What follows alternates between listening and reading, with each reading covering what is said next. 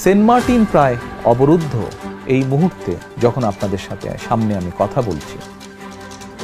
জনাব Obaidul Quader Saint Martin ইস্যুতে কথা বলেছেন।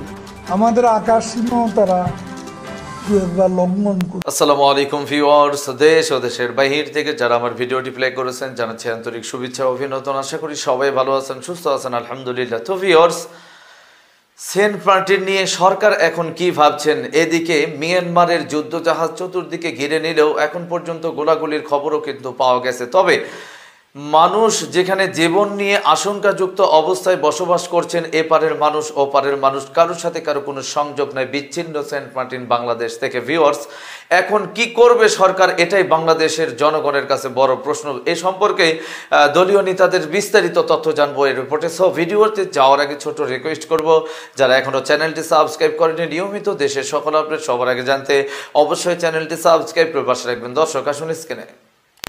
সেন্ট মার্টিন প্রায় অবরুদ্ধ এই মুহূর্তে যখন আপনাদের সামনে আমি কথা বলছি।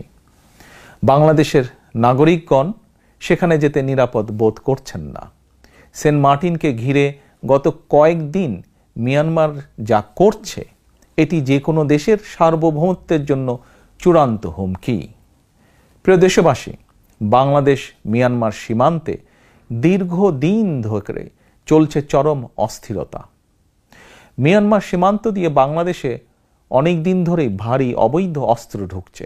যুদ্ধ কবলিত মিয়ানমারের জান্তা সেনারা বাংলাদেশের অভ্যন্তরে প্রায়শই ঢুকে পড়ছে। হাসিনার তাবেদার সরকার যথারীতি জান্তা সেনাদেরকে পুনরায় মিয়ানমারে ফেরত পাঠিয়ে দিচ্ছে। অথচ গত 7-8 বছরেও মিয়ানমার থেকে বাংলাদেশে জোর করে ঠেলে দেওয়া রোহিঙ্গা জনগোষ্ঠীর একজনকেও মিয়ানমারে ফেরত পাঠাতে পারেনি আজকের এই স্বৈরাচার সরকার। কিন্তু কেন সম্ভব হয়নি? প্রিয় দেশবাসী, বাংলাদেশ কি তাহলে কোনো দেশের স্বার্থ রক্ষা করছে? তাহলে প্রশ্ন আসে, কার স্বার্থ রক্ষা করতে চাইছে বাংলাদেশ এই স্বৈরাচার সরকার? মিয়ানমারের ব্যাপারে বাংলাদেশের কি নীতি অবলম্বন করেছে বর্তমান প্রেক্ষাপটে এই স্বৈরাচার ভোটবিহীন ডামি সরকার? অবশ্যই জনগণের এটি জানার অধিকার রয়েছে। শেখ হাসিনার তাবেদারি আচরণের কারণে বাংলাদেশের নাগরিকগণ যেন আজ কোনো সীমান্তেই নিরাপদ নয়। প্রিয় দেশবাসী, ভারতের সঙ্গে বাংলাদেশ সহ মোট 7টি দেশের সীমান্ত রয়েছে।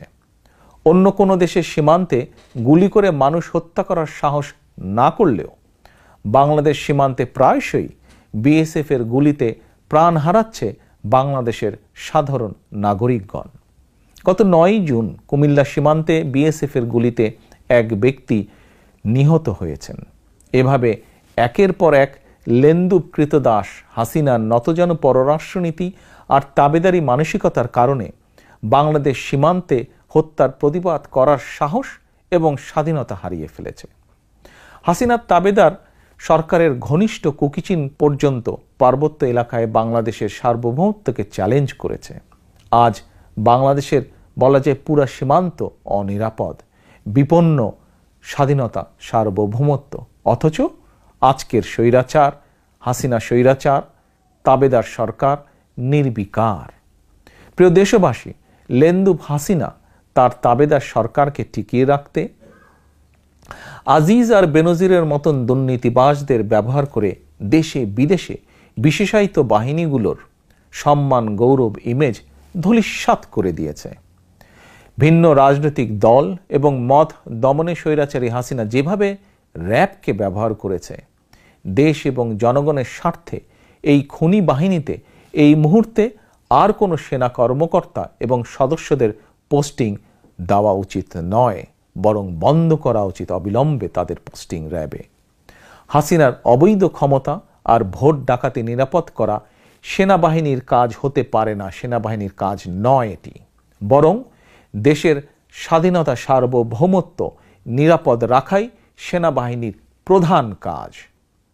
স্বাধীনতা বিরোধী তৎপরতা চললেও সীমান্ত জুড়ে এখনো কেন সেনাবাহিনী মোতায়েন করা হচ্ছে না, আজ দেশের মানুষের কাছে এটি একটি প্রশ্ন।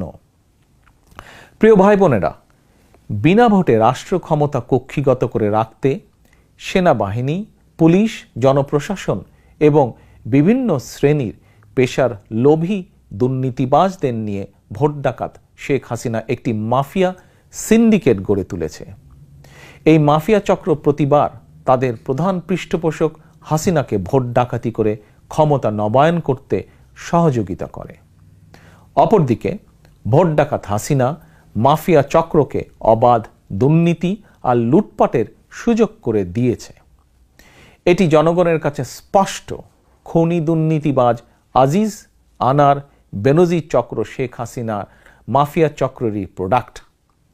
এরাই শেখ হাসিনা মাফিয়া সরকারের প্রতিচ্ছবি। এরাই শেখ হাসিনার মাফিয়া সরকারের প্রতিচ্ছবি। চিহ্নিত ভোট ডাকাত শেখ হাসিনাই বেনজিরদের সকল অবৈধ ক্ষমতার উৎস। দেশে গুম, খুন, অপহরণ, ভোট ডাকাতি সহ যাবতীয় অপকর্মের জন্য বেনজির ছিল খুনি হাসিনার অন্যতম বিশ্বস্ত প্রধান হাতিয়ার। শেখ হাসিনা নিজেই আজিজ, বেনজির সহ এই মাফিয়া সিন্ডিকেটের প্রধান পৃষ্ঠপোষক।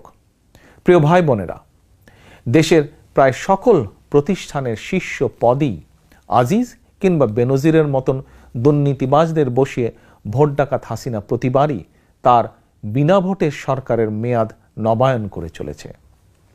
বেনজিরের নজিরবিহীন রিপোর্ট যেভাবে গণমাধ্যমে প্রকাশিত হয়েছে, তদন্ত করলে দেখা যাবে সাবেক প্রধান বিচারপতি, দুদকের সাবেক প্রধান নির্বাচন কমিশনার কিংবা অনেক বর্তমান শীর্ষ কর্মকর্তার পাহাড়সম দুর্নীতির তথ্য একইভাবে বেরিয়ে আসবে।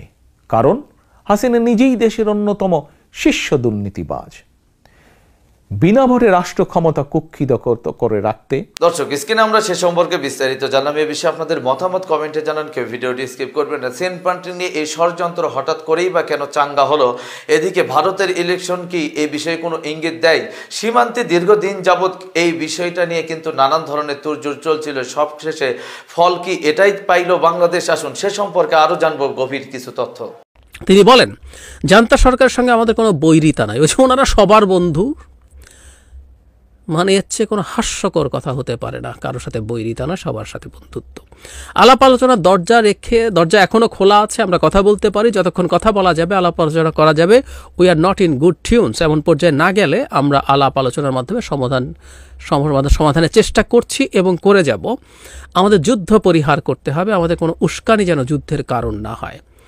সেন্ট মার্টিন যদি বেদখল হয়ে যায়, বাংলাদেশ কোন প্রক্রিয়া সার্বভৌমত্ব রক্ষা করবে? আমরা যুদ্ধ চাই না, কিন্তু মিয়ানমার বারবার উস্কানি দিচ্ছে। এ ব্যাপারে গণমাধ্যম কর্মীরা দৃষ্টি আকর্ষণ করে সেতুমন্ত্রী বলেন এই জায়গাটা ইম্পর্টেন্ট। আমরা আক্রান্ত হলে সেই আক্রমণের জবাব তো আমরা দেব, আমরাও প্রস্তুত।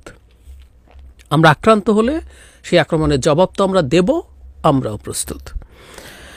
আমরা দীর্ঘদিন থেকে ওনার একটা জায়গায় খুব ইম্পর্টেন্ট, আমি আমার গত ভিডিও যেটা মিয়ানমার নিয়ে করেছি, আগেও করেছি, সেটা হচ্ছে একটা যুদ্ধ বাঁধিয়ে দেয়া যেতে পারে। যুদ্ধ ভয়ঙ্কর জিনিস, কোনো সন্দেহ নাই। সবচেয়ে কম ক্ষয়ক্ষতি করেও যদি কোনো দেশ জিতে, তারপরও তার অনেক ক্ষয়ক্ষতি হয়ে যায়। যুদ্ধে ক্ষয়ক্ষতি অনিবার্য এবং যুদ্ধে যাওয়া কোনোভাবেই সঠিক কাজ না। কিন্তু সারা পৃথিবীতেও সেনাবাহিনী, সশস্ত্র বাহিনী পোষে, আমরাও পুষি। বিরাট বাজেট হয়েছে। এবং আমি আগেও বলেছি, আমি আর সেসব সুশীলের মতো নই যারা মনে করে শক্তিশালী সেনাবাহিনী লাগবে না। আমাদের দেশে এই কথাগুলো বলা ঝুঁকিপূর্ণ, কিন্তু আমি এটা বলতে চাই, আমাদেরকে একটা সার্বভৌম মিলিটারি পলিসি আছে। আমরা কি চাইলেই আমাদের মিলিটারির জন্য, মানে আর্মড ফোর্সেসের জন্য, বেটার সে নেভি, এয়ারফোর্স, সবার জন্য আমাদের প্রত্যাশা মাফিক যে কোনো অস্ত্র কিনতে পারি? আমি মনে করি সেগুলো করা দরকার, করতে হবে।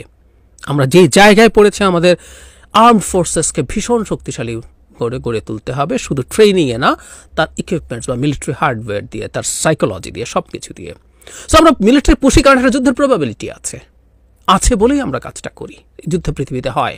আমরা যারা খুব ইউটোপিয়ান কথাবার্তা বলি, পৃথিবীতে যুদ্ধ হবে না, তারা আসলে পৃথিবী কীভাবে চলে জানি না। পৃথিবীভাবে চলাটা ঠিক কি বেঠিক ইজ এ ডিফারেন্ট ডিবেট, কিন্তু পৃথিবী যেভাবে চলছে ওখানে যুদ্ধ হয়। সুতরাং যুদ্ধের প্রবাবিলিটি আছে বলেই এগুলো থাকে।